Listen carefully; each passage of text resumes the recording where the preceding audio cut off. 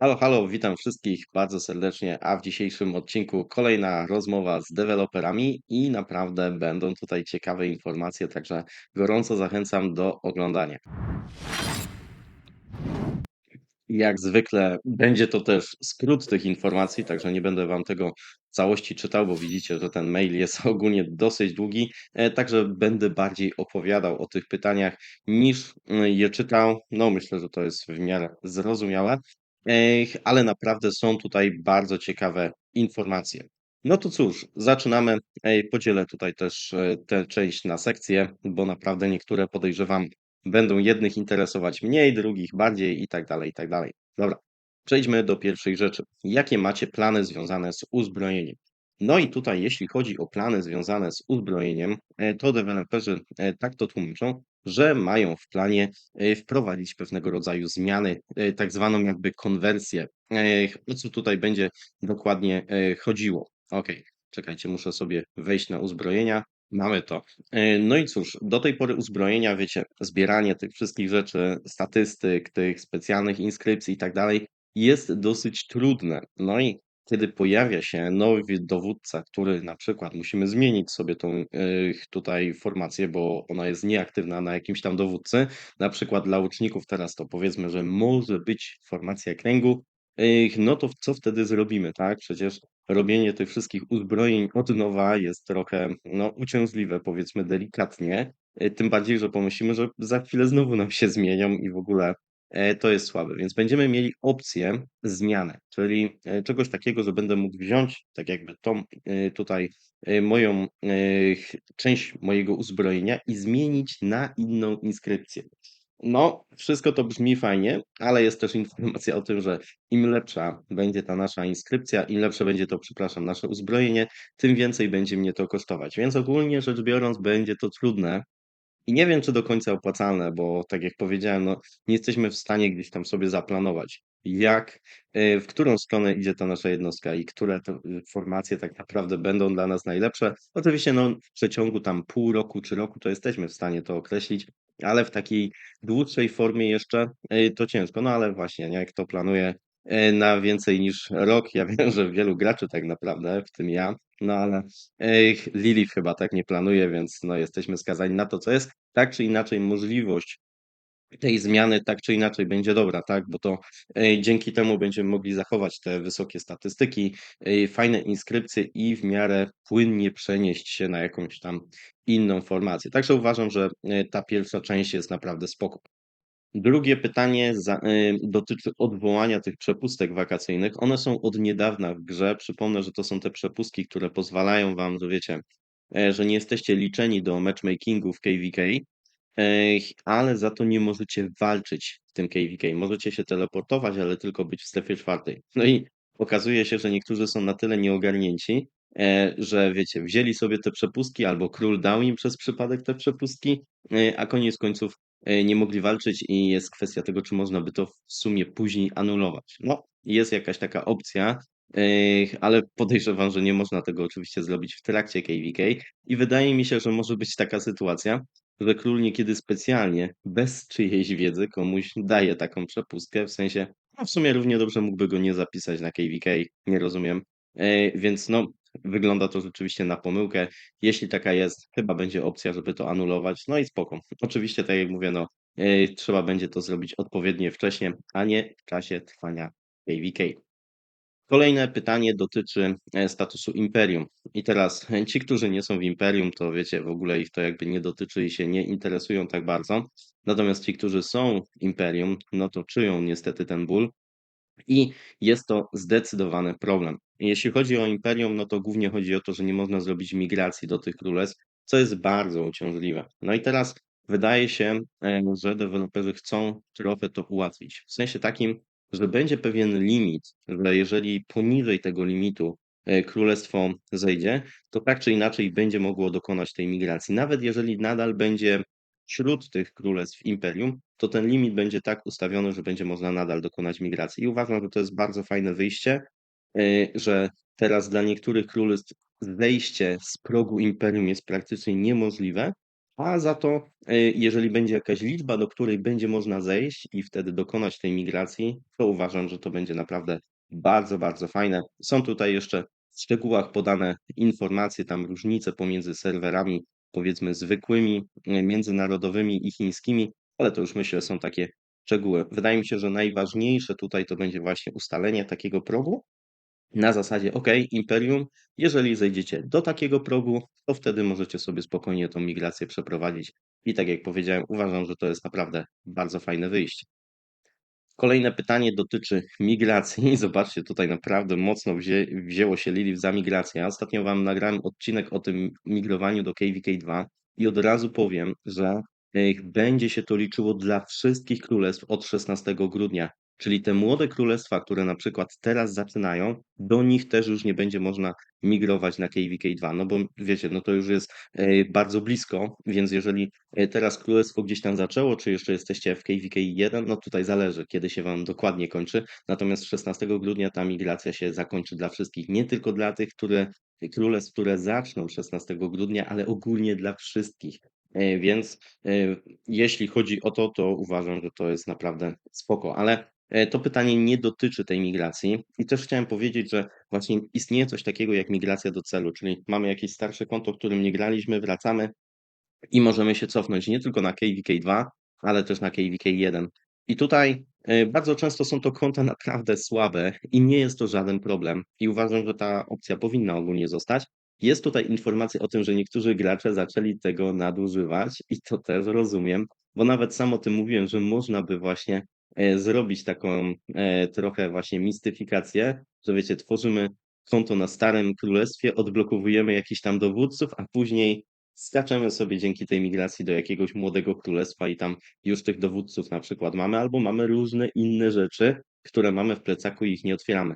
Więc tutaj wydaje mi się, że chcą to zablokować, żeby nie było kombinowania, ale nie chcą tego w ogóle wyłączyć, bo uważam, że to jest fajna opcja. Szczególnie jeżeli wiecie, ktoś zaczął grać, później na przykład pół roku albo rok nie grał i chciałby wrócić do swojego konta, no to fajnie, żeby mógł się wrócić do takiego królestwa, które jest mniej więcej na takim poziomie średnim, średni gracz jest na takim poziomie jak to jego konto. Może właśnie też takie mniej aktywne, żeby tam się można było, jak ja to czasem mówię, rozpuścić, tak, wejść do gry na spokojnie. Więc fajnie, fajnie, że tego nie ucinają. I to, co ja mówię, że ja jestem przeciwnikiem migracji do KVK2, to ja nie jestem przeciwnikiem migracji takich małych kont, które gdzieś tam się pogubiły po drodze, tylko mi chodzi o wielkich wielorybów, wiecie, z T5 i tak dalej, bardzo mocne konta. To jest moim zdaniem problemem, a nie to, o czym tutaj jest mowa. Okej, dobrze. No i teraz chyba najciekawsze pytanie, i naprawdę moim zdaniem fantastyczna rzecz. Związana z tym, że a nie, przepraszam, to jeszcze nie jest to. Teraz będzie o paszportach, przepraszam, ale będzie coś naprawdę mocnego, to już po tym będziecie słyszeć. Okej, jeśli chodzi o paszporty, była informacja o tym, że będziemy mieli automatyczne paszporty w sklepie Sojuszu.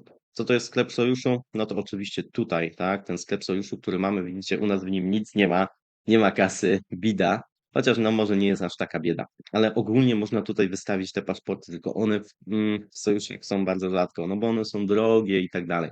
No i deweloperzy powiedzieli, że będzie taka opcja, że oni za darmo będą nam do tego sklepu Sojuszu tutaj dawać te paszporty. Zwykle trzeba się prosić, wymieniać za surowce, cudawianki. Niektóre królestwa, sojusze w ogóle nie chcą tego udostępniać, bo tak jak powiedziałem, to jest drogie. No i tutaj mamy informację, że będzie opcja za darmo, żeby sobie to kupić. Ja na przykład tych monet sojuszu teraz mam dużo, paszportów mam mało, więc na pewno by mi się opłacało z tego skorzystać, bo wiecie, zawsze lepiej być przygotowanym niż nieprzygotowanym. Ja na razie nie mam problemu, nie chcę migrować z mojego królestwa, ale wiecie, strzeżonego Pan Bóg strzeże, warto być przygotowanym na różne opcje. No i mamy tutaj informację o tym, jak to będzie mniej więcej wyglądało. Więc informacje są takie, że będzie to dodane i nawet jeżeli na przykład nasz sojusz tego nie wykorzysta, nikt nie wykupi tych paszportów, co wydaje mi się na początku będzie takie haha, akurat, to będą one zostaną na następny raz i znowu będą następne dodane, co też jest bardzo fajne, więc w razie czego będzie można zostawić sobie, tam też będzie jakiś limit, a później będzie można sobie wykupić. Ogólnie uważam, że bardzo fajna sprawa. No i dobra, teraz to już musi być to pytanie. Kto moim zdaniem najważniejsze, najcenniejsze i świetne, jeśli chodzi o początek gry? Ja wiem, że wiele osób takich, które wiecie, gra już od jakiegoś czasu, powie, czemu dopiero teraz, czemu mnie to nie dotknęło i tak dalej. Ale wiecie, lepiej późno niż wcale. Ja uważam ogólnie, że jest dobrze dla gry, jeśli ona dobrze prosperuje, a jeśli prosperuje źle, to jest źle dla nas wszystkich, dla tych, którzy są akurat w KVK 3 teraz i tak dalej. Nie wiemy, kiedy to wejdzie dokładnie, ale o co tutaj dokładnie chodzi może na początek? Będzie zmiana dowódców, dwóch. I uważam, że to jest fantastyczny po prostu pomysł. I on razem z tą zmianą migracji do KVK 2 i jeszcze może zmianą grafiki też bym to tutaj dodał, to jest coś takiego, co naprawdę zmieni początek gry. Chodzi tutaj o to, że będziecie mogli dwóch dowódców, i tutaj myślę, że mamy na myśli właśnie legendarnych, zmienić. W sensie, że jak wiecie, niektórzy dowódcy nie są dostępni od początku gry, tak? To taka powiedzmy w miarę oczywistość. No i możemy sobie tutaj zobaczyć w tej książeczce, jeśli chodzi o dowódców, tak, że na przykład jak mamy ten sezon przygotowania, to mamy takich dowódców, tak, otwórzmy sobie może tych z KVK 1. No i na razie meta jest taka, że w ogóle najlepiej nie lubić tych legendarnych, pomimo że oni są najlepsi, bo później w KVK 3 odblokowują, zobaczcie ile jest nowych dowódców. Wszyscy ci nowi najlepsi nagle się zaczynają nam pojawiać i można w nich inwestować. No i to jest bez sensu, no bo jeżeli ta różnica pomiędzy sezonem pierwszym i trzecim nie jest wcale taka duża, to zanim my sobie zrobimy tego jednego legendarnego czy dwóch, no to już jesteśmy tak naprawdę w sezonie trzecim i ci dowódcy są o wiele, wiele lepsi. Więc do tej pory była meta taka, że zbieraj złote rzeźby i nie wykorzystuj i nie rób legendarnych dowódców najlepiej w ogóle. I ta meta, z tego co rozumiem, się teraz zmieni i to będzie świetne, ponieważ będzie można sobie od razu tutaj inwestować. Kiedy wejdziecie do sezonu trzeciego, będzie można dwóch dowódców takich legendarnych wymienić, w sensie, że będą mieli taki sam poziom gwiazd, taki sam poziom umiejętności, jak ci dowódcy z sezonu trzeciego. Czyli jak to będzie dokładnie działać? Powiedzmy sobie, że w pierwszym sezonie wybierzecie na przykład, bo jest całkiem niezły, nie wiem, niech będzie Karol Mott, tak? I to jest dowódca, w którego inwestujecie złote rzeźby i sobie tam nim fajnie pykacie, czy to będzie Mehmet, obojętnie. Jakichś dwóch dowódców legendarnych sobie robicie i nad nimi pracujecie i inwestujecie w nich na bieżąco. Później wchodzicie do sezonu trzeciego, w którym oczywiście ta dwójka dowódców już jest dużo słabsza, ale możecie sobie na przykład, jeżeli gracie piechotą i wybraliście tego Karola Mota, to możecie przenieść wszystkie jego umiejętności, poziomy i tak dalej i zrobić sobie na przykład Liucze, tak? A tego Mehmeta możecie zmienić, nie wiem, na Williama albo na może Ragnara Prima, jeśli chcecie. A jeśli gracie łucznikami, to na Zygę i Hermana. Ważne też dla mnie byłoby to, żeby wiecie, żeby to można zmienić na wszystkich dowódców, którzy nowi wchodzą. Ciekawy jestem, jak będzie opcja odblokowania. I tutaj też nie do końca mamy tą informację, jak to będzie przebiegało, a moim zdaniem będzie to po prostu bardzo, bardzo ważne. No bo moim zdaniem powinna być opcja też odblokowania wszystkich dowódców, no i wtedy możemy sobie tej zmiany dokonać. To tak naprawdę byłoby spełnienie takich trzech filarów, o których ja mówiłem, co trzeba zrobić, żeby znowu gra w Rise of Kingdoms od samego początku była naprawdę miła i przyjemna i żeby ją powiedzmy naprawić. Dla mnie to było przede wszystkim zatrzymanie tej migracji do KVK 2, co już się dzieje. Dla mnie to jest właśnie ta możliwość jakiejś zamiany dowódców, co teraz mamy już znowu opisane, że to będzie i świetnie, ale to też jest kwestia tego, że w sezonie trzecim powinna być jakaś możliwość odblokowania wszystkich dowódców. Chodzi mi tutaj o to, że na początek możemy odblokować tylko dowódców kawalerii, później dopiero piechoty i pod koniec, czy tam, no prawie że pod koniec sezonu trzeciego w KVK możemy dopiero zrobić sobie łuczników. Więc to powinno być też szybciej i wydaje mi się, że to będzie zmiana. I jeszcze na to nałoży się zmiana grafiki i wydaje mi się, że naprawdę idą w taką stronę, że ta gra od początku będzie dużo przyjemniejsza, z czego się bardzo cieszę, bo ogólnie uważam, że naprawdę od lat było to poprowadzone tak sobie. Gdzieś tam może nie myślano o tym, a teraz jakby wrócili do tego tematu. Ja o tym też często mówiłem, więc jestem bardzo zadowolony, że tak naprawdę poszli w tę stronę. Okej, przejdźmy sobie już do kolejnego podpunktu. Krótkie pytanie, ale wydaje mi się, że też ciekawe. Mianowicie tutaj też jest o czymś, o czym mówiłem już od dłuższego czasu. Czy będzie epicki dowódca dystansowy? I dostajemy informację, że tak, że będzie taki dowódca i świetnie, bo to też sprawi, że gracze tutaj mamy, że będzie od sezonu drugiego, czyli w sezonie pierwszym jeszcze nie, ale już od sezonu drugiego będzie można inwestować w jednostki dystansowe i będzie można się ich uczyć.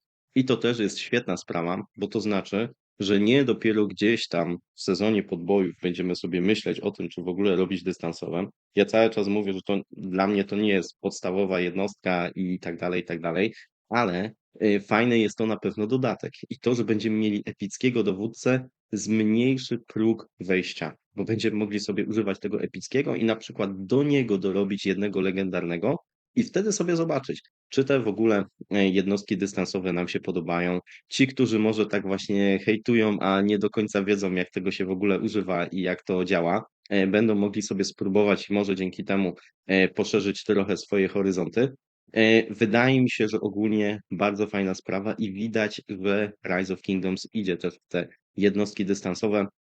Dla mnie, jako osoby, która już powiedzmy próbuje, jest to bardzo fajna zmiana. Nie uważam, żeby te jednostki były jakieś super, hiper mocne, absolutnie nie, ale uważam, że wprowadzają fajne kolory do gry i cieszę się, że są i myślę, że jeszcze parę usprawnień by się im przydało i wtedy będzie naprawdę bardzo spoko. I, i fajnie, że będziemy mogli sobie popróbować i myślę, że może gdzieś tam w perspektywie, ja wiem, roku czasu, może to nawet zajmie trochę dłużej, ale gdzieś tam pogodzimy się z tym, że one są w grze i może nawet będziemy takim przychylniejszym okiem patrzeć właśnie na te jednostki dystansowe. Kolejne pytanie. Pytanie jest ogólnie fajne. Chodzi o filozofię projektowania następnej generacji dowódców. I tutaj jest bardzo długa odpowiedź, i powiem Wam, że to jest taka mowa trawa o wszystkim i o niczym. Będziemy się starać to i tamto. Ja nawet nie chcę tego czytać, bo szczerze powiedziawszy, po takiej odpowiedzi oni mogą zrobić wszystko. I wydaje mi się, że oni do końca sami nawet nie wiedzą, w którą stronę będą szli. Bo gdyby chcieli odpowiedzieć konkretnie na to pytanie, to by powiedzieli: OK, dobra, masz plan jest taki, teraz piechota będzie miała to, kawaleria będzie miała to, łucznicy będą mieli to. I taki jest nasz plan. W tą stronę idziemy, to będziecie ten. A takie po prostu pitolenie, oszopenie, to dzięki bardzo, nie? Można, ja wiem, że niektórzy będą tutaj kluczyć i szukać jakichś po prostu, może nie teorii spiskowych, ale odpowiedzi. Tak, oni tutaj już wcześniej o tym napisali. Dla mnie to brzmi tak, że oni sami nie wiedzą dokładnie i jak zwykle będą reagować na podstawie chwili. Przy każdym nowym dowódcy będą się od nowa zastanawiać, co robią, bo to moim zdaniem nie jest tak, że oni mają plan dowódców gdzieś tam na 2 lata do przodu, który będzie miał co. Może mają jakiś taki ogólny zarys, ale nawet nie chcą go udostępniać ludziom, bo wiedzą, że może się coś tam zmienić i później będzie kryja i tak dalej. Więc taka odpowiedź na zasadzie: OK, ChatGPT, napisz mi odpowiedź taką, żeby nic nie odpowiedzieć. Okej. Kolejne pytanie znowu jest ciekawe. Co z odświeżoną mapą? Bo tutaj też często mnie pytacie, bo ja jestem, wiecie, na tym remaster KVK i naprawdę jest spoko, jest ładnie, fajnie. Powiem wam, że naprawdę już chyba, nie wiem, trzeci, czwarty, może piąty raz mówię o tym, że bardzo fajnie mi się gra na tej grafice i chciałbym, kurczę, zostać na niej, ale jest pytanie, kiedy w końcu zostaniemy na tej grafice. No i informację mamy taką, że na razie mamy ten właśnie hymn bohaterów, w którym ja gram i tu jest ta nowa grafika i ona jest fajna. I kolejne rzeczy, które będą: odświeżanie oryginalnej mapy królestwa i to uważam, że no, to powinno być jak najszybciej. Fajnie, że jest napisane jako pierwsze i mam nadzieję, że to będzie szybko, że wszystkie królestwa domowe przynajmniej będą już tak ładnie wyglądać. Wiecie, z tymi nowymi, dużymi surowcami, barbarzyńcami, których jedni lubią, inni nie, ale to już nieważne. I będzie Zaginione Królestwo też sezonów 1-3. To też pokazuje, że rok teraz idzie mocno w początki gry, że będzie chciał zachęcać nowych graczy do grania w Rise of Kingdoms. Te wszystkie zmiany, które teraz przeprowadzano, no aż się prosi, że oni patrzą bardzo na nowy narybek graczy Rise of Kingdoms, w co uważam, że jest świetne. Tak jak mówię, będę musiał pozmieniać wszystkie chyba swoje poradniki, albo prawie wszystkie od początku gry, albo nagrać nowe i opatrzeć je jakimiś, wiecie, informacjami, bo to będzie bardzo ważne. Także i po kolei będą też nowe kampanie, też już w nowej grafice, także w sumie pod tym względem bardzo spoko. Kolejne pytanie krótkie, dotyczy Ragnara. Ktoś tutaj by chciał, żeby jeszcze więcej było, wiecie, tych, takich eventów, gdzie możemy go ulepszyć, ale Rise of Kingdoms mówi: „Nie, koniec, klaban, mogliście już powydawać pieniądze, a teraz już jak chcecie Ragnara, to musicie używać złotych rzeźb i koniec, bo nie będzie opcji innej, nie możecie kręcić nim na kole, nie możecie używać Mightiest Governor, czyli chcecie robić Ragnarka, proszę bardzo, złote rzeźby, wyskakujcie z nich”. No ja już, powiedzmy, ten pociąg dla mnie odjechał, ani nie wykupowałem tych paczek, ani nie robiłem tego specjalnego wydarzenia, no bo stwierdziłem, że robienie drugiego marszu piechoty dla mnie to nie jest dobra opcja. Używanie Ragnara z łucznikami może też nie do końca, więc ja bardziej czekam teraz może na nową kawalerię, żeby ją odświeżyć, a później zobaczę. Jak się coś fajnego zdarzy, to może wtedy zainwestuję w nowego dowódcę. No i to koniec spotkania z deweloperami. Myślę bardzo owocnego. Jak zwykle nie ma tutaj dat tego, kiedy to się stanie wszystko, ale już zapowiadanie tego, że to się stanie, jest naprawdę świetne. Niektóre z tych zapowiedzi to już jest kilkakrotne zapowiedzi albo jakieś powiedzenie dokładniej, co się będzie działo, na przykład z tymi paszportami, i wydaje mi się, że jeżeli coś już jest powtórzone drugi, trzeci, czwarty raz, to możemy się spodziewać, że naprawdę niedługo to wejdzie w życie. Podejrzewam, że tak samo może być właśnie z tą zamianą dowódców, bo czuję gdzieś tam po kościach, że właśnie Rise of Kingdoms teraz będzie chciało wejść mocno na nowych graczy i to będzie wszystko mniej więcej synchronizowane, czyli koniec migracji do KVK 2, wymiana dowódców w KVK 3, wprowadzenie nowej grafiki do, wiecie, do nowych królestw i właśnie na KVK 1, 2 i 3, żeby ci nowi gracze grali już tylko i wyłącznie na nowej grafice i mieli naprawdę fajne doświadczenia z tą grą, takie, które mogą mieć tacy gracze, wiecie, starsi jak ja, bo ja zaczynałem grę, kiedy nie było jeszcze takiej migracji, w sensie nie było tylu dowódców, nie było wtedy starych graczy, kiedy ja zaczynałem grać. Naprawdę ten początek gry był świetny i teraz też to widzę, jak fajnie mi się zaczyna grać, wiecie, w Age of Empires Mobile, bo tam nie ma czegoś takiego, nie ma starych graczy, więc nie ma opcji, że ktoś ci tam migruje. Jakieś, nie wiem, 20, 30, 50 graczy, którzy grają już od 5 lat i nagle w ogóle jesteś nieważny totalnie już w tym królestwie, więc pod tym względem bardzo się cieszę. Myślę, że jest tutaj wiele też innych ciekawych zmian. Dajcie znać, która Wam się najbardziej podoba. No i cóż, to wszystko z mojej strony. Trzymajcie się. Cześć.